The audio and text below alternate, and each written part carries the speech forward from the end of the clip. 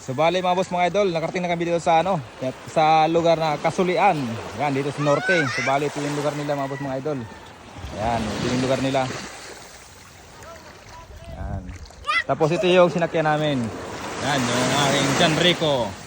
Yan, yung aking John Rico. So bali ang ano niyan, 20 kasako na bugas.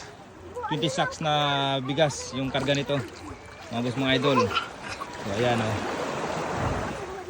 So equivalent yan ng 1,000 kilos. Yan. Or 20 katao. Yan. Ayan, tingnan nyo yung yan, kayang-kaya mga boss mga idol. Kayang-kaya to mga 30 kasako. Yan. Ngayon 20 lang yung kinarga. Ayan. Mga idol, fix ko lang yung ating pambot na binibinta. Ayan.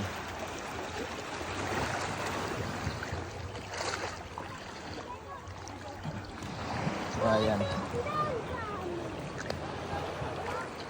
Ayan po mga boss mga idol, yung ating pambot na binibinta. May laman po yan 20 sacks na bigas mga boss mga idol. So ayan. Ayan, for island hopping. Ayan, so ayan mga boss mga idol. Kayang-kaya yung 20 sacks na bigas. 3 hours yung biyahe namin mga boss mga idol. Mula sa lugar namin papunta dito sa norte. 3 hours yung biyahe. So ayan. Kayang-kaya. Ayan mga boss mga idol.